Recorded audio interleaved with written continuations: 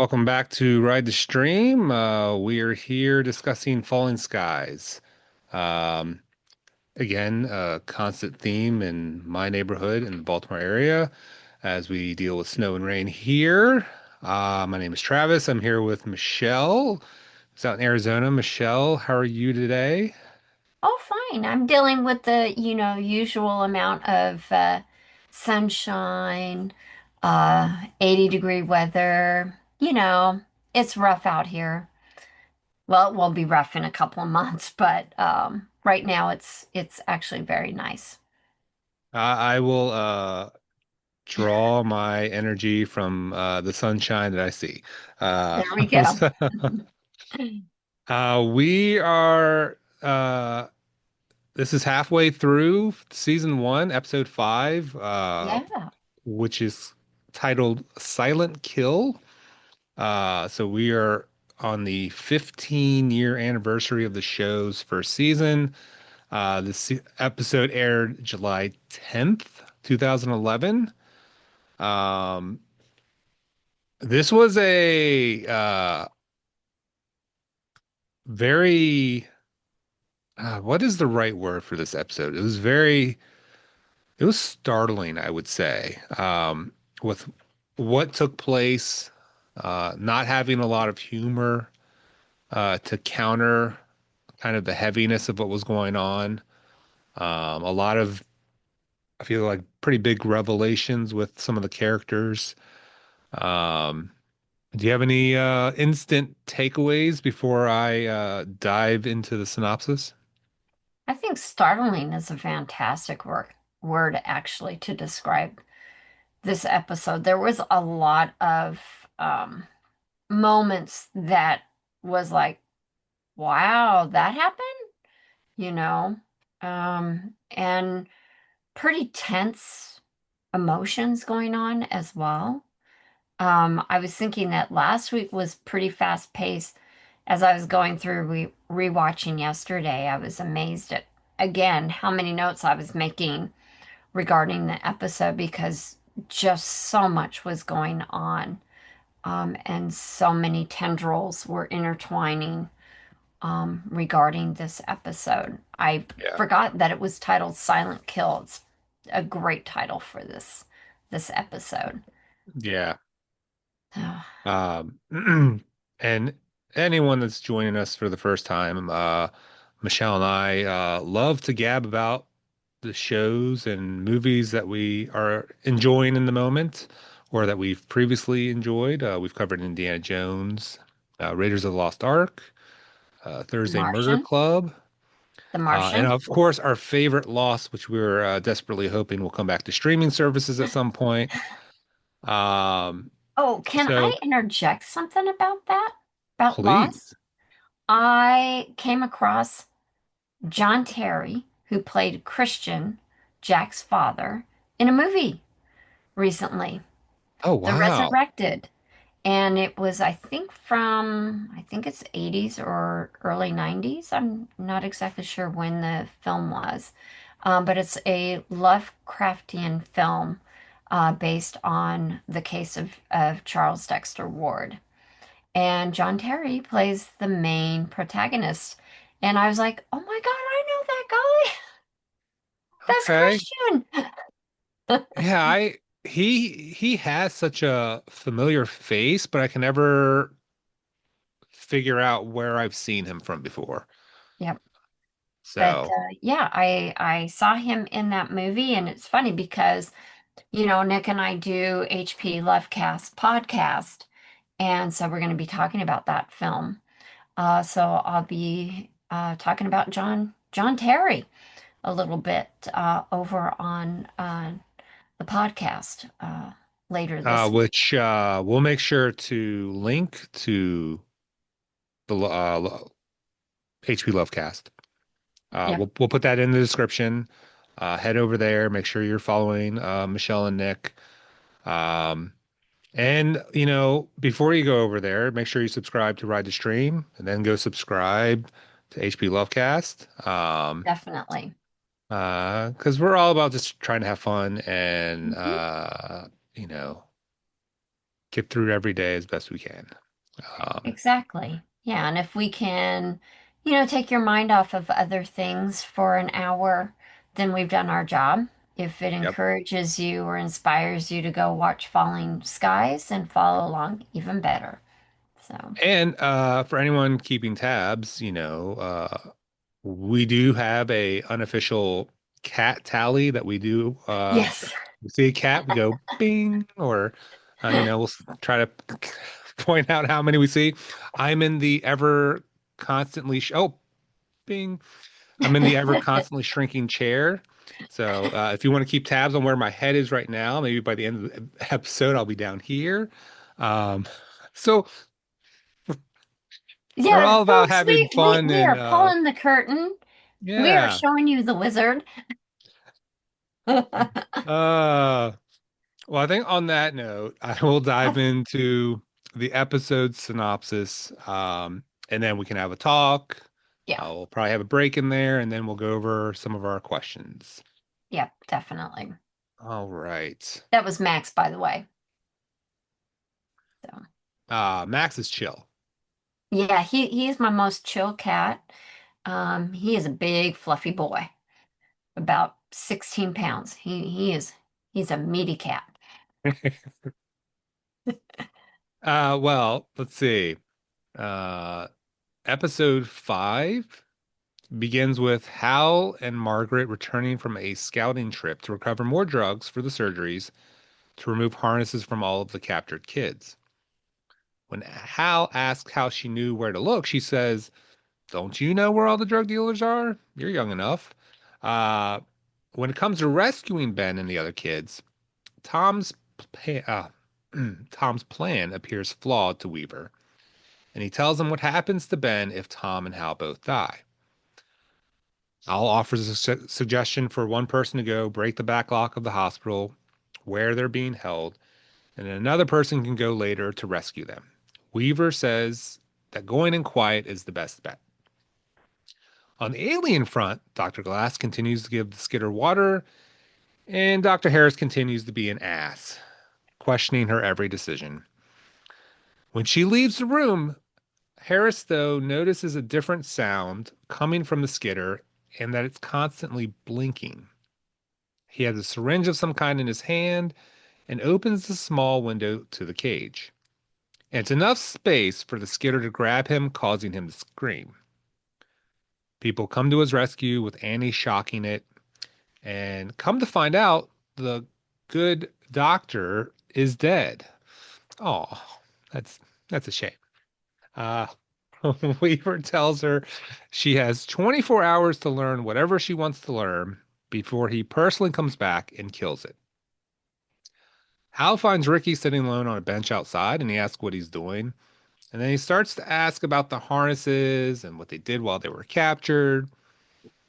And Ricky's very subdued, but he says he knows that they're going to try to rescue the other harness kids and that the Skitters will kill them for doing it.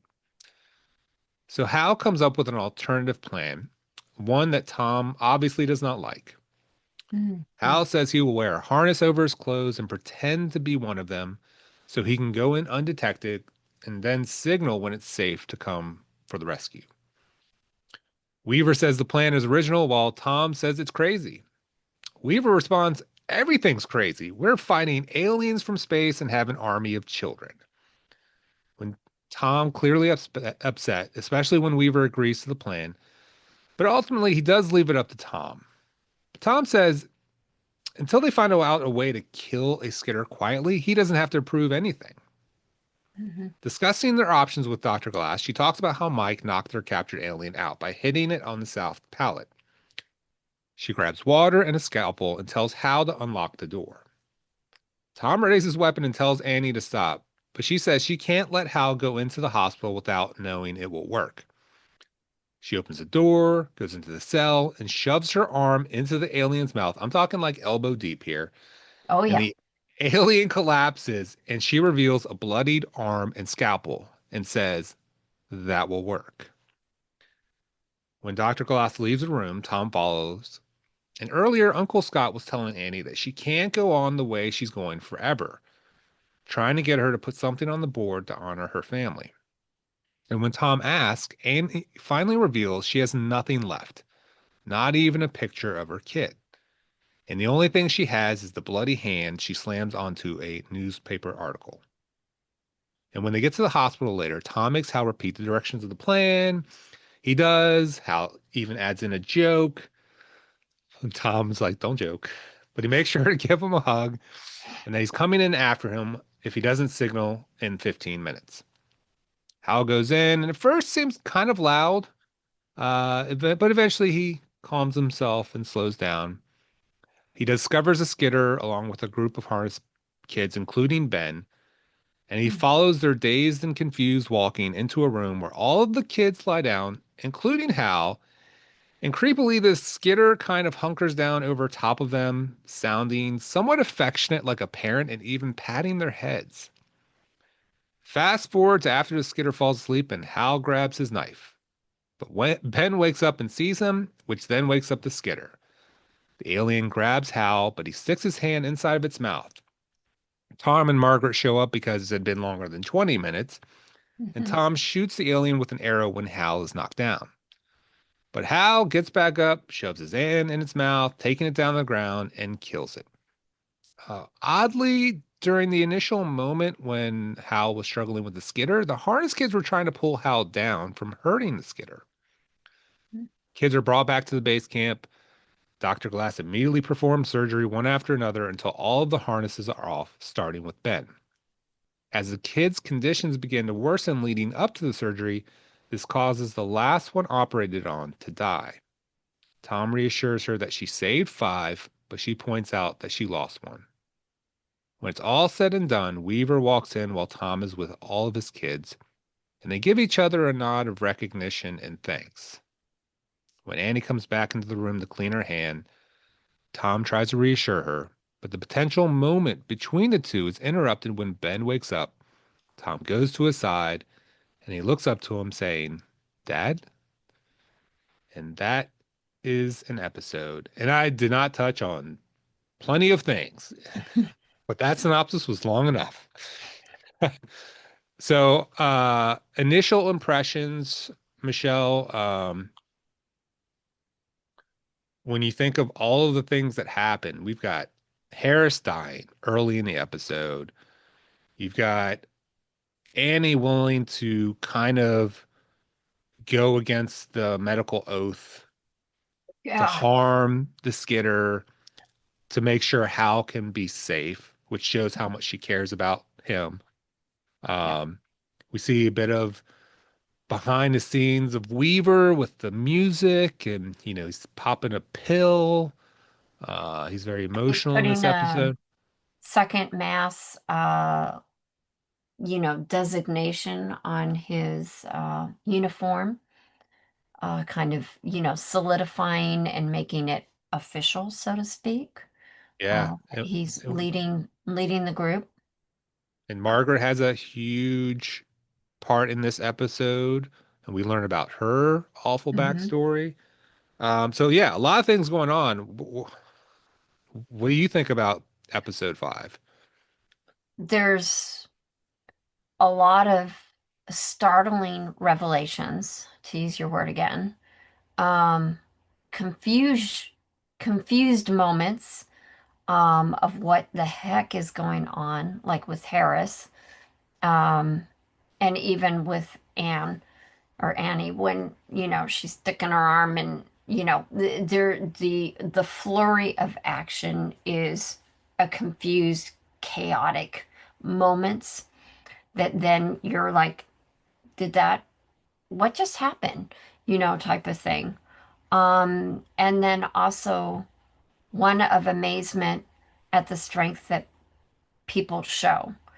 For instance, Annie, who has been caring for the skitter, who has been kind of an advocate for treating it humanely, to then turn around and kill it, you know, um, to Hal doing the same thing after the skitter seems to be showing some sort of, I'm going to say, parental love, to the kids, including him, even though it's, his harness that he's wearing is not connected, it's not Yeah. glowing like the other kids, um, is also kind of a moment to stop and process.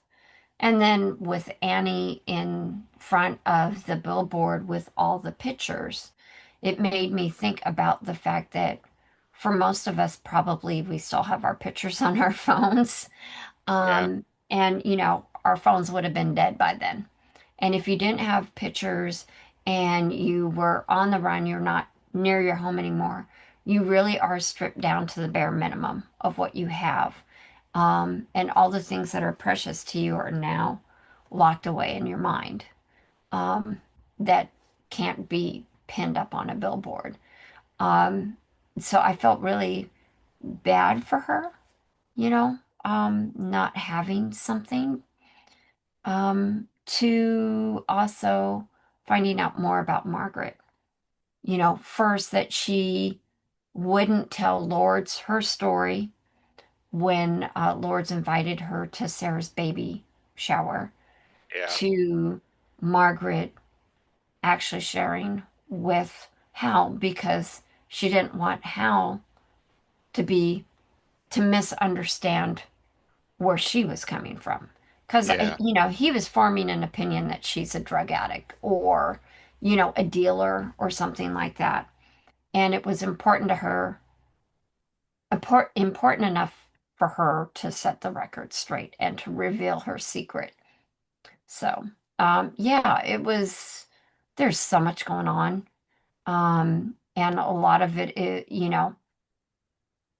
requires mediating and making sense out of it in light of what we've watched in the first four episodes and what we'll be watching as we go forward. Yeah. What When I was what about making you? notes on the episode, I was just I think this is the toughest episode in a while. Um Between, Fallen Skies and Lost, where I really like I have a list of, our favorite characters, but there are some really strong performances in this episode where it's just like um it was really impressive to see the different levels of emotions that were going on between characters. Um, like even the conversation that you're, referencing with Hal and Margaret towards the end, Hmm. when he's kind of like joking with her about like, oh, you're, you know where the drugs are, you know where to go in the hospital because you were friends with all the nurses. Like I think he was be trying to be lighthearted in that situation, but she just completely opens up about having Yeah, cancer at 16 and, you know, having a 50 shot of surviving gave her like a different perspective on life. And yeah, um, so there, I mean, that's just one scene. yeah. And so I really uh, did not remember this episode because I haven't watched since it initially aired, but I did not remember this episode at all. Um, I was surprised about seeing like Weaver popping a pill. Um, Hmm. and just I really we've talked about the actor who plays him.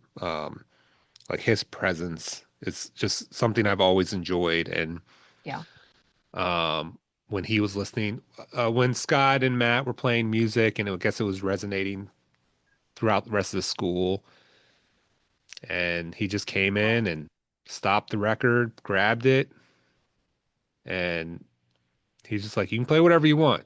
You just can't play this song." Um, so I obviously, I think expected they're. him to smash it I actually. did too.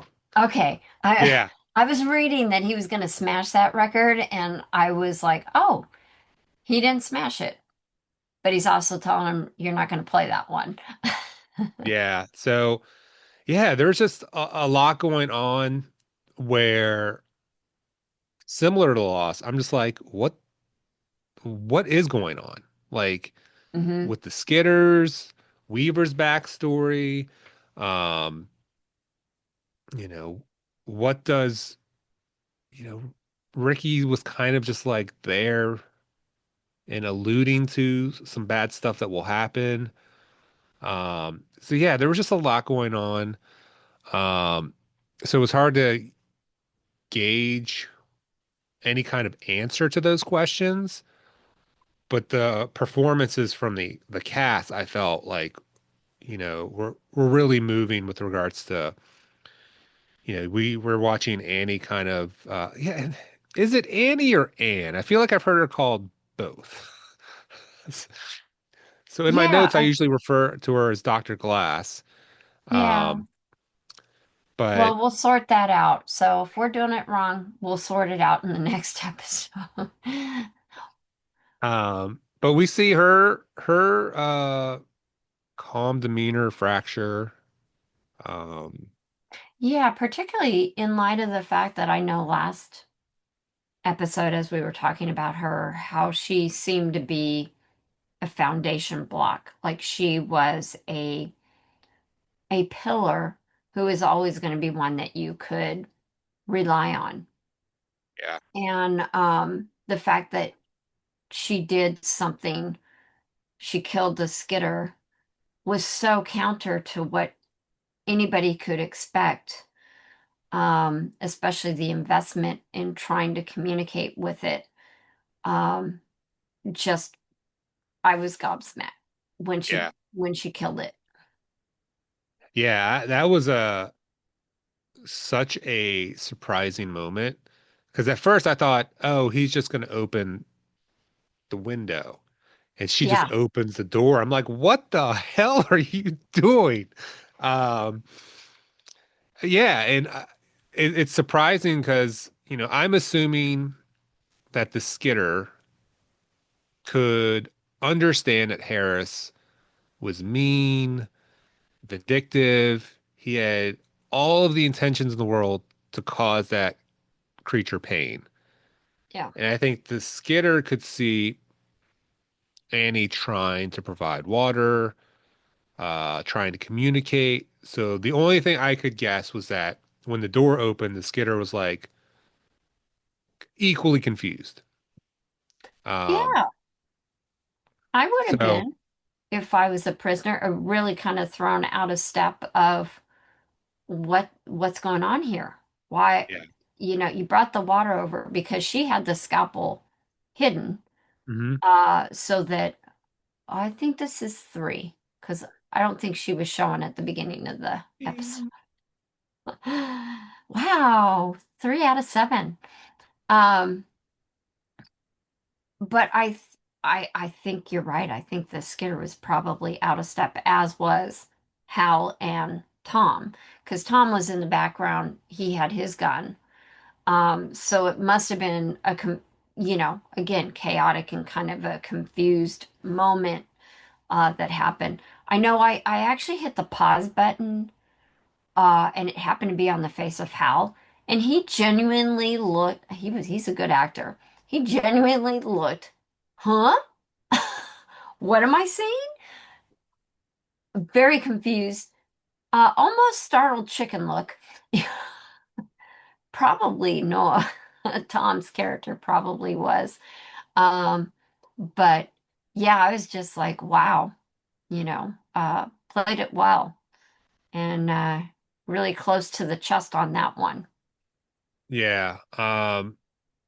So it's interesting. I know this is maybe one of the earlier shows that is doing a smaller episode format that I can think of. How do you mean?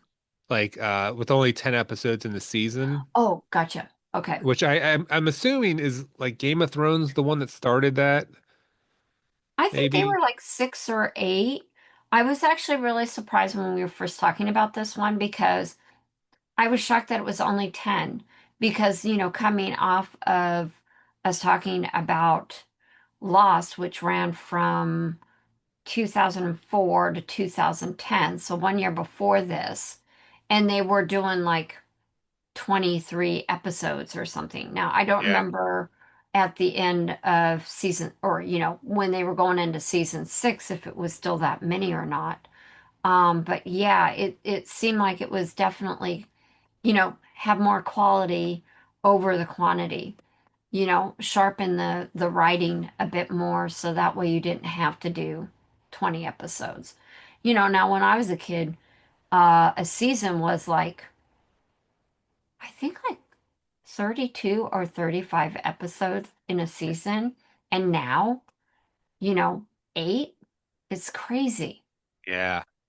Um, so I was just thinking about knowing that we're halfway through the first season already, and they're literally every scene in this episode seemed to have some importance.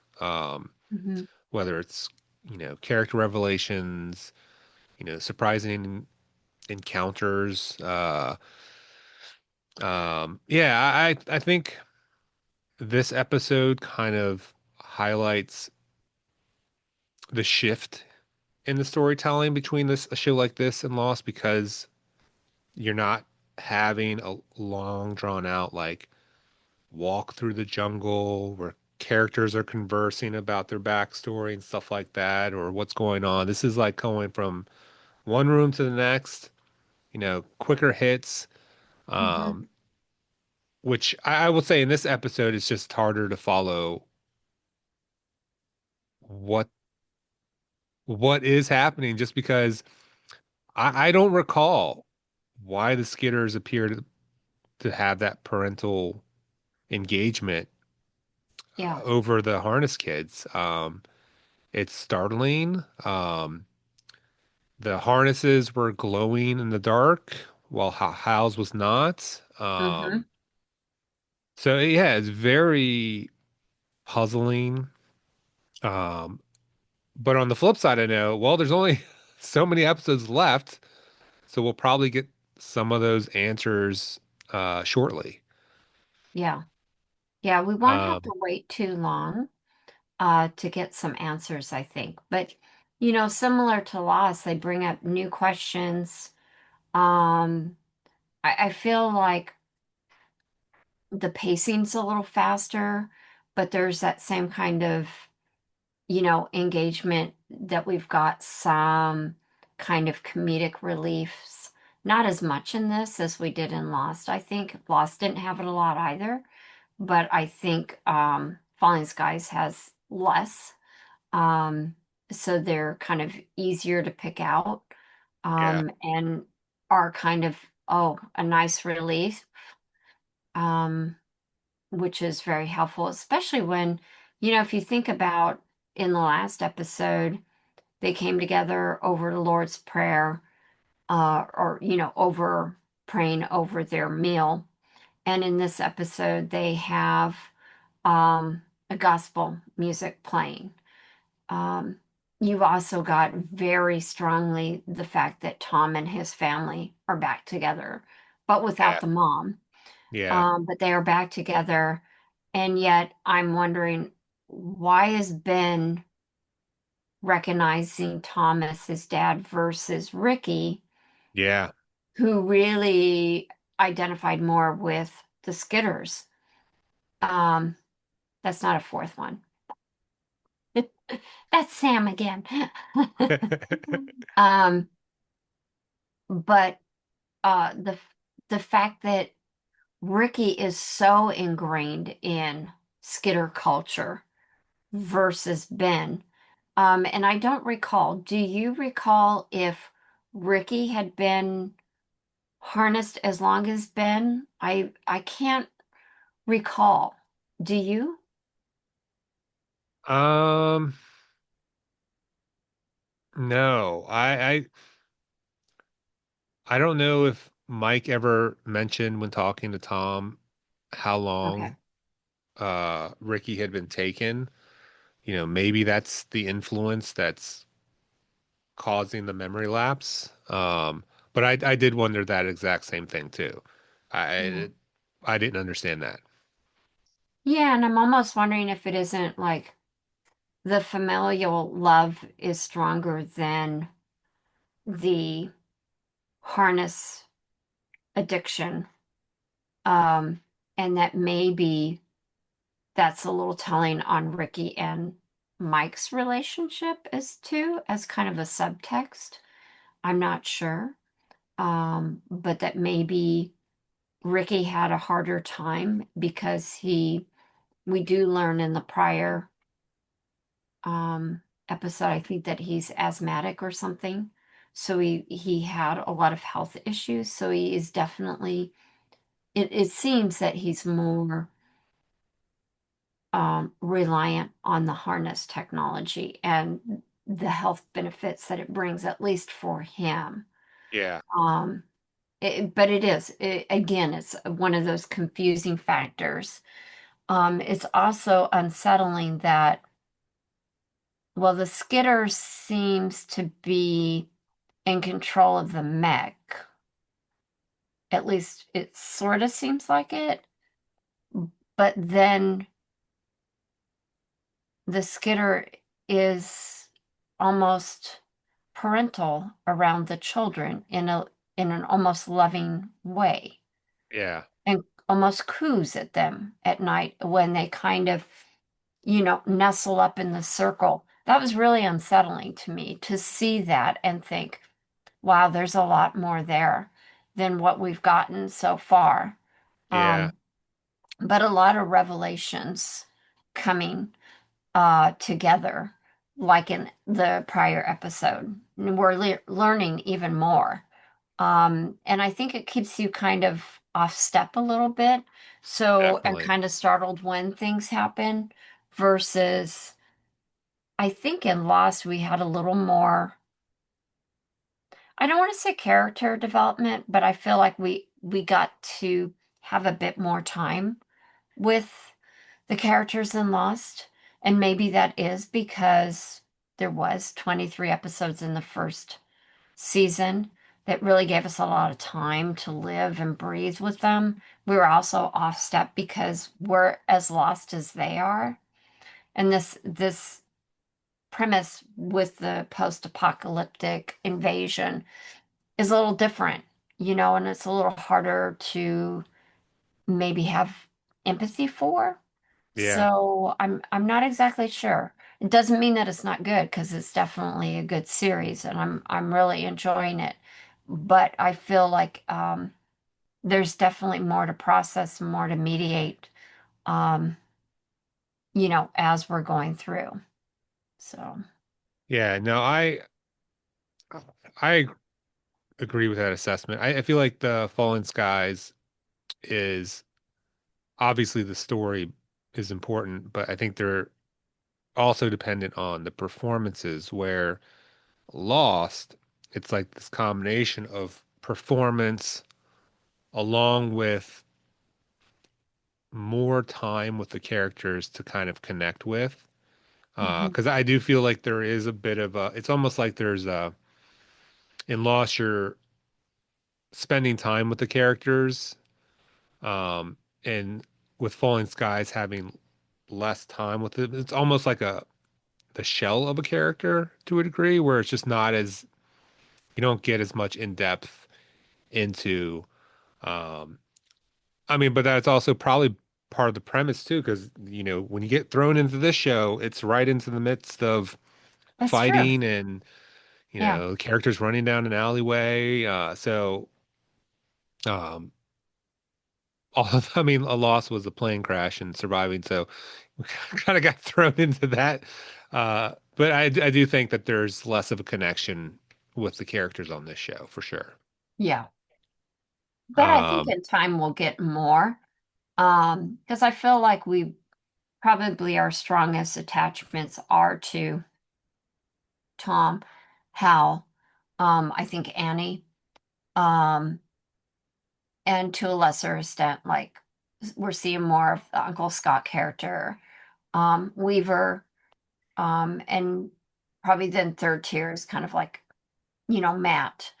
He is a younger actor, so he probably has limits to how much he can be on screen, and probably there's a little bit of an emotional like how much, you know, he should be exposed to in a show, Yeah. how much there needs to be there, um, or should be there for a child actor.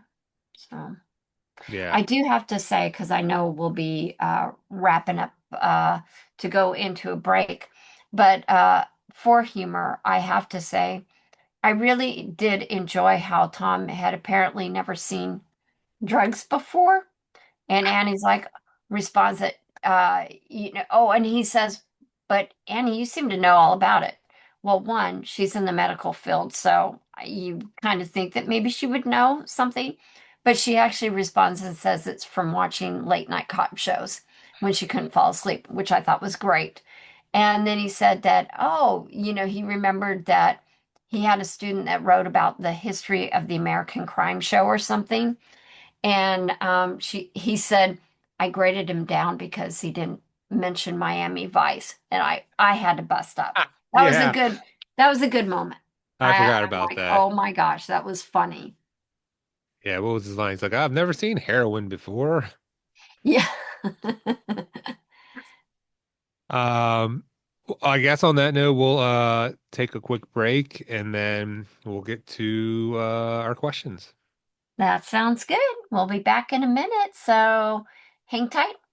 Listen to our little commercial break, and then be thinking about who your favorite character and what your favorite scene is.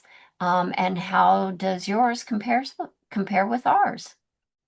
Hey everyone, it's Travis with Red Stream. Just want to say thank you for watching this video and just here to promote our channel and want to ask one thing. If you can like, comment, or subscribe, one of those things, that would be amazing. That's all I have, and we'll get back to the conversation. Well, we are back, and I have not adjusted my chair, so anyone keeping tabs, I am lower. Uh, we again, we're talking about episode 5, Silent Kill. Um, and everyone, if you're familiar with our show, um, you know what's coming. But if you're new, we have questions. We have our favorite or most interesting scene, Hmm. favorite most interesting character, and then every now and again we'll throw in a third question related to the show specifically, or to the episode specifically. Um, we've already highlighted that there are a lot of different amazing scenes in this episode. Um, did you feel like it was easy to narrow something down, or how was that process for you? It was a little bit challenging because I did have my kind of big scene that I felt like was like, wow, very powerful. But then, as I got through the entire episode again, I was like, oh, but I really like that one. Oh, I'm doing a Travis because I actually have I have four. But I think I have like my top one, and then I have like one that's almost, a tie, and then two that are a little more, I'm going to say honorable mention. So, does that make sense? Should I go with Yes. my honorable mentions? Yeah, Okay. absolutely.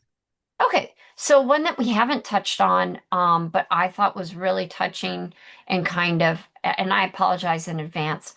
Um, Gwendolyn is crying in the background. She gets those little ball-balls and then she babies them and runs around with it in her mouth and she'll meow like crazy. You think she's in pain, but it's just that's her play. Except that it's really loud. So I apologize if you can hear a cat wailing in the background. Everything's fine. It's just her. So anyway, I thought the threading of the beads at Sarah's baby shower, I thought was just really touching, a small detail, but it's basically being flexible to the situation, especially when you think of somebody being pregnant during, this kind of environment where there isn't health care, it nothing is normal anymore. There's a new Yeah. normal and it's chaotic. And to be, at your ninth month getting ready to deliver a baby in this environment is crazy. But Lords, who is also kind of a binding agent for the community, wants to have a baby shower. And, somebody says, well, we're taking a bead. And they show the first two that do, say something about the bead as they thread it onto, I think, some sort of necklace strap type of thing that Sarah will be able to have and to remember this time and all the words that are said as the beads are being threaded on. I thought that was really kind of a powerful yet quiet scene, and just kind of gave us hope, you know, that we're together, we're in a community where, we can be thankful that we're around other people, that we're not doing it alone. Yeah. So I thought that was a really quiet yet powerful scene, showing a sense of community, especially in time of need, the time And when bringing a new life into the world is such a momentous moment. And I really liked it. Sorry, I'm a little bit distracted by Gwendolyn. She that's keeps okay. on telling me how. I will say I liked how Dr. Glass came in and did with a stethoscope and listened to the baby and about the heartbeat being fast, and the mother was concerned, and she just kind of gave the stethoscope to Lourdes Yeah, and gave Lourdes the authority to tell her, oh no, that's perfectly normal, the baby's healthy. And I thought that was another good way to kind of indicate natural parental concerns and normalcy yeah, in that chaotic new life. So yeah, I agree. That was a really good scene. yeah. Do you, before I go on to my other honorable mention, did you kind of have a short list of like your top one? Was it easy? Was it kind of challenging? I mean, there was just so many scenes in this episode, I felt. There were so many scenes. I I listed six. Oh my goodness. I do have the one I picked out. Okay. And it was just one of those things where like one of the scenes I can list real quickly as an honorable mention is just the at the end when Weaver and Tom nod toward each other. Like, Hmm. you know, Tom has an emotional look on his face. Weaver's kind of, you know, recognizing what that means to Tom. Yeah. And I just thought that quick moment was like, you don't need a lot, like to have a Yeah. powerful moment in the show. So I really like that. Yeah, and it conjures up too in prior episode, I think it was it two? I think maybe when Hal gives Matt the hoverboard or whatever it is, and Weaver doesn't say anything, but he and Tom have the look when it's time to go, Yeah. and lets Tom kind of like, hey, we need to get going, gang, and kind of, he's able to kind of gauge as a parent, hey, let's get going type of thing. But anyway, Yeah. yeah, it conjured up memories of that scene for me as well. No, that's a good call. Yeah. Yeah, Yeah, they have good chemistry together. they do. I also really, since you mentioned chemistry, I really feel like the Tom and Hal character, those two actors have really great chemistry too. Like I feel when Tom goes and hugs Hal, like there's real emotion there. And maybe that's just really damn fine acting. But I really get a sense like they've really got good chemistry on the screen as a father-son relationship. I really like seeing them work together. I like Yeah. when they're in step. Um, and I like when, even when they're out of step, they find, you know, how to be in step with each other again, even while they are, um, Hal is growing up. Tom is having to, navigate as a parent how to kind of pull back and let Hal be his own man while Yeah. Tom kind of steps back as a parent. That's got to be like one of the hardest things for parents to go through. Um, with cats, it's a little different. You just kind of, okay, okay, you be you. You still have to break up some fights though. Yeah, yeah, yeah. But I really did think that was really I love their chemistry. Yeah. So yeah. Another one that I really enjoyed was when Tom, Hal, Ben, and Matt are all together and they're all hugging. It's just a moment, but it's just really lovely. Annie's actually kind of in the scene looking over to them. So it kind of feels like she's slowly coming into the screen and into that family unit because she's obviously they mean something to her, as we know from when she killed the skitter to make sure that Hal had the best information at hand. But she's also has taken care of Matt. And even her uncle Scott has taken care of Matt. Yeah. So I feel like by extension, they're becoming, more of a familial unit as well. So, Yeah. yeah. Yeah. I will say that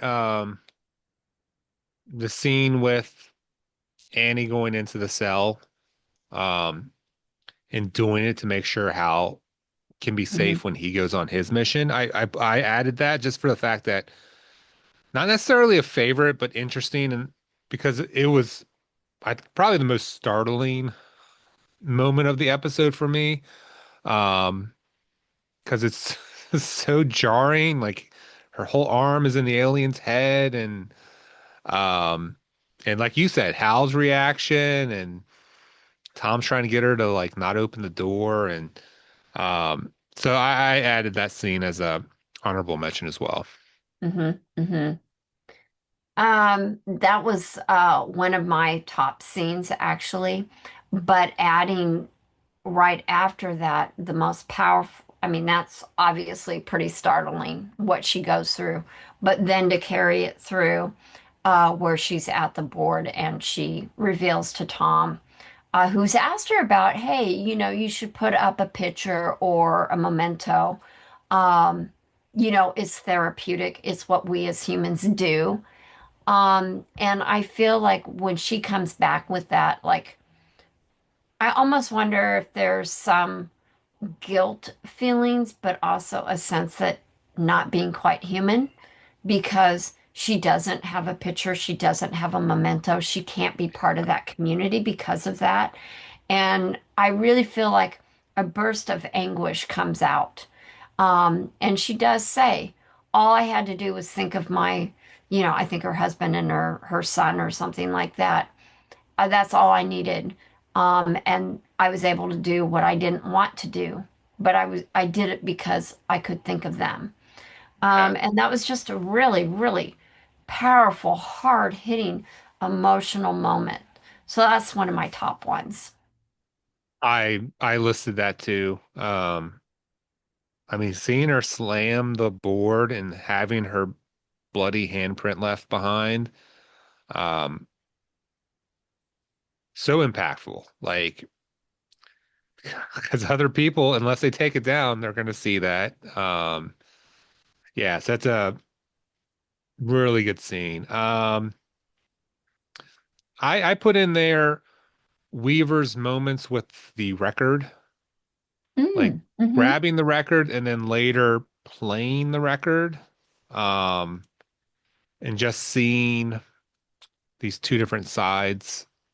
Um, Obviously, he was very upset and, you know, angry about the song being played initially, and then, at the end of the episode, it looks like he's, holding back tears. And um, so, because music, I mean, can be such a great outlet, it can be connected to memories. It can be a release when you're, if I'm exercising, like, uh, there's a good chance I've got some rage-inducing screaming going on in my ears, Travis the so, headbanger jogger on the it's streets of Baltimore. it happens. So, I can appreciate, his character, having some kind of emotional bond to a song. So, it just Yeah, gives a little more about the character. I think also, to further that, I agree with that. And then I would add that songs can also do the talking for you. And we saw that, I think, a lot in Lost, when you'd have actual specific songs that were picked to be included in an episode, I think was very, very powerful. And you and I talked about that through various episodes of Lost when they did that. And I think that they did that here too.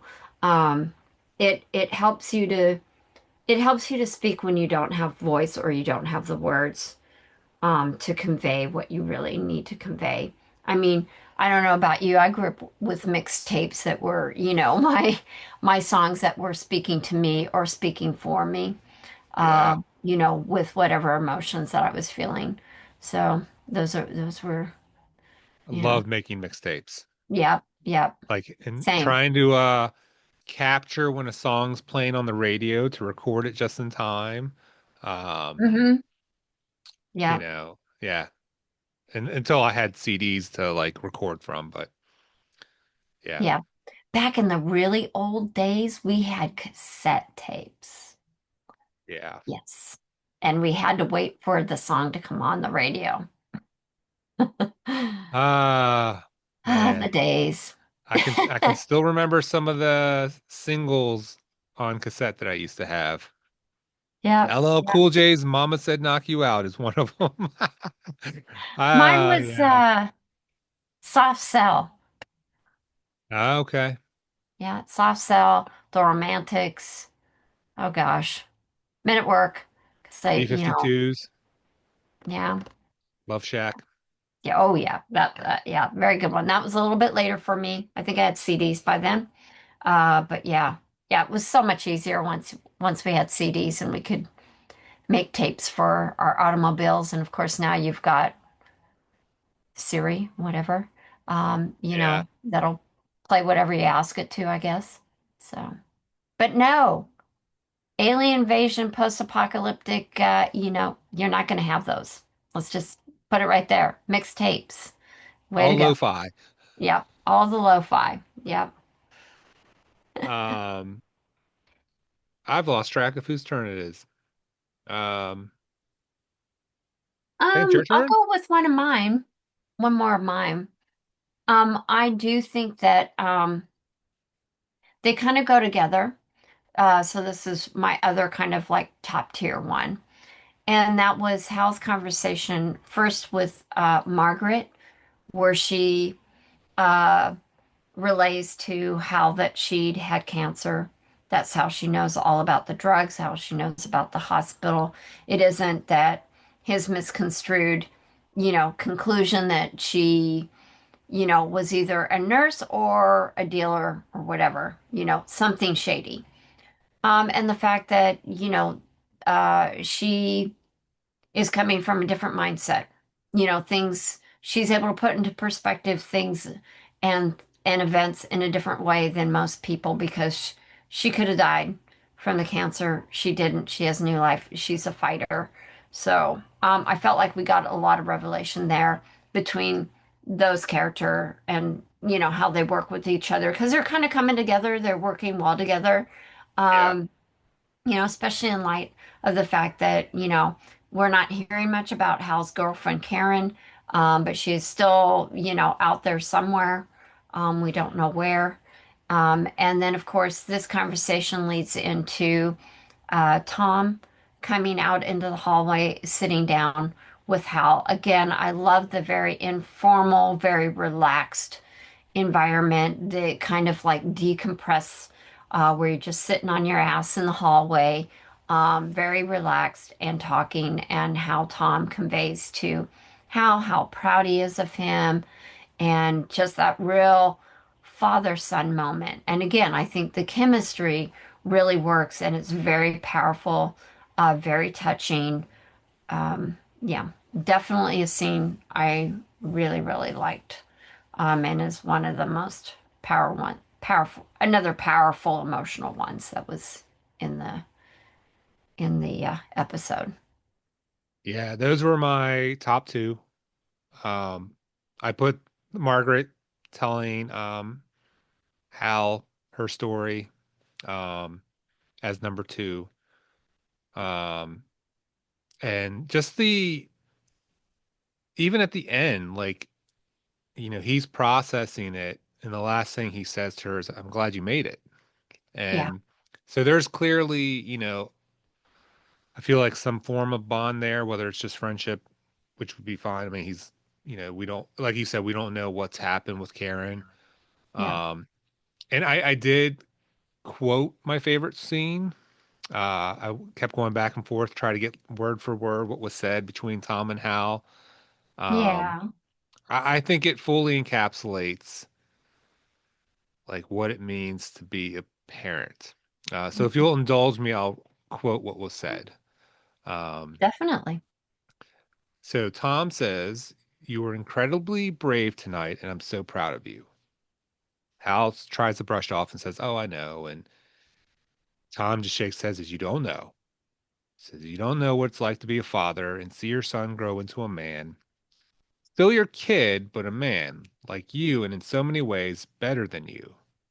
Um, and Tom shakes his head, say, "I'm not." But Tom says, "Well, that's what we want. We want you to be better." And I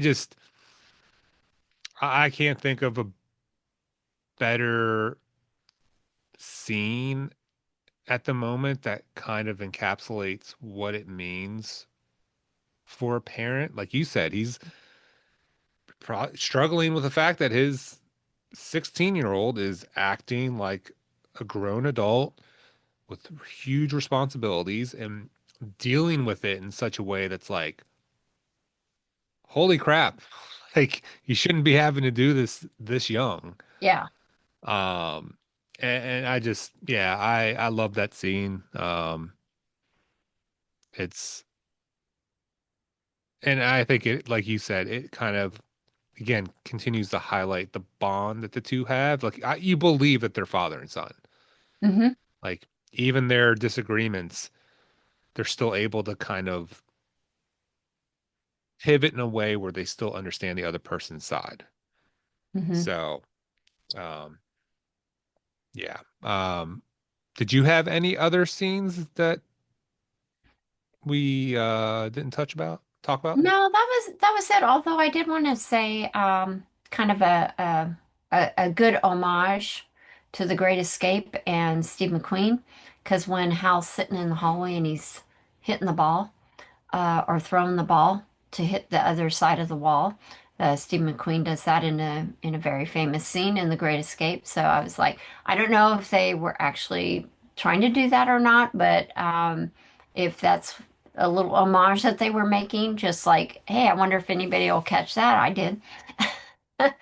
Yeah. Unless that was just total by coincidence, but yeah, it made me think of The Great Escape. So, and it kind of might fit. So, you Yeah, know. I'm trying to remember. I just remember his movies coming on TV a lot in the 80s. And I actually don't know of all the movies I've seen him with. I don't know if I ever knew what the titles of those movies are because we didn't have Mhm. like a guide that said what you were watching. It was just like, oh, you turn the channel and you're watching what you're Oh, watching. I totally forgot about that. Yeah, I mean, I grew up with a TV guide, you know. But yeah, when you hit kind of the 80s, the big thing was to, channel surf to the information and you'd watch it scroll. And you'd Oh, get a little bit right. of information. And I think t the TV Guide was still kind of also on the newsstands, but how many people were buying as many of those? They weren't as informative as they were, like when I was growing up. And I can remember, we subscribed to the TV Guide, and I can remember as a little kid, I'd be going through there looking at things and kind of picking out what I'd want to watch.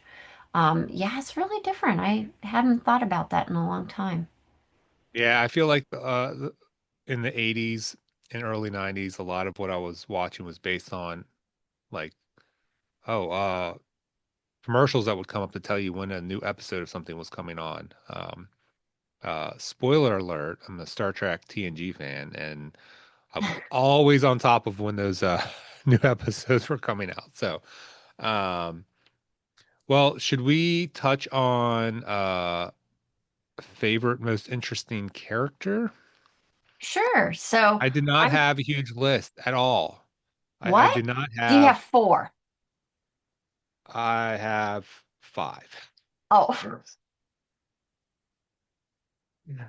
Um, all right. Why don't you go? Because I only have two. um, so I think I'll list my bottom two, which is not a bad thing. Right. Weaver and Tom, Hmm. I would put at four and five.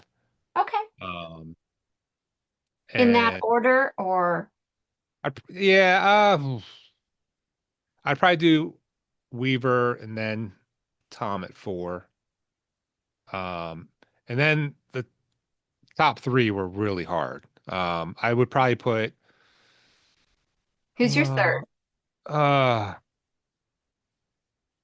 probably Margaret, maybe. Okay. All right. Uh, I so think we might have the same top two. uh, I'll put Annie at two. Okay. I do not have Annie at two. Okay.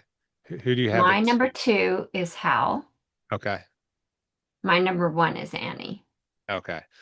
Is Yeah, Hal your number one? he is. Yeah. It was struggle. It was like It was hard. Yeah. I didn't rank them until just now. Okay. All right. So, um I think it could have gone either way. I think Annie, again, like last week was her biggest episode. This is her biggest episode. Hmm. Margaret's continuing to plug along, biggest episode. And for me, I guess I picked Hal just because he was kind of central to all of it. Yeah. Um, but Annie's performance, like, Yeah. um, really, really good. Yeah. It was really hard to, I mean, I put down Annie's name first, and then I was like, well, Hal was just incredible as well. So, I mean, I could easily flip those two because both were extremely strong in this episode. Sometimes it's easier, because one just really stands out, or, like in Lost, the episode would be pretty much focused in on one person, and particularly like with their flashback, stories, which would make Yeah. it somewhat easier at times. Yeah, this is more challenging, I think, to determine my favorite character or characters. So, uh, Yeah. I'm really interested to see the backstory, like you alluded to earlier with Annie about, her not being near her home where she has anything. Um, I'm interested to know what exactly did happen. Because Tom in this episode does say that, he's lucky that Ben is still alive, kind of alluding that all of her family is not. yeah, Um, and to see that she's, like I feel like Uncle Scott's been alluding to that she's just been internalizing all of this Yeah, um and and we see that, understandable break uh in this episode. So I'm glad that we're getting more of her character because she does seem like we've talked about it before. She seems like the Kate of this show. yeah, Um and it makes sense to see her continue to evolve and find out more from her. yeah. Um are there any other moments from this episode that you feel like are something maybe we missed on or um because my third question, I think we kind of touched on it already. I said, what did you make of the Skitter's behavior when it came to like sleeping with the Oh, harness kids? And we kind yeah. of touched on that. So is there anything else that you think of that maybe we missed? I'm just kind of checking over my notes real quick, like, of which there's a few. Um, I think it will be interesting to see in the coming episodes, uh, with the various characters as we're getting to know them. I'm worried about Weaver, obviously. He seems to be kind of shutting down. He's still a good leader, but he's popping pills, so I'm concerned about, what's going on there is, this war, this insurgency that they're trying to, lead to. It seems like it's really taking a toll on him. We really don't know too much of the background of him either, so it'll be interesting to, get more of his perspective. Yeah. Um, I also think how quickly Harris was dispatched was kind of interesting, unceremoniously. And the only kind of comment that was made, like after his death, well, a couple things. Tom said, I didn't wish that on him, which maybe others might have. But then they also said, which was interesting, that they didn't have a cemetery. And they were now going to have to like figure out where they were going to put his dead body. Yeah. Um, and I thought that was just kind of interesting. And, they, I'm kind of curious, like how long they've all been together.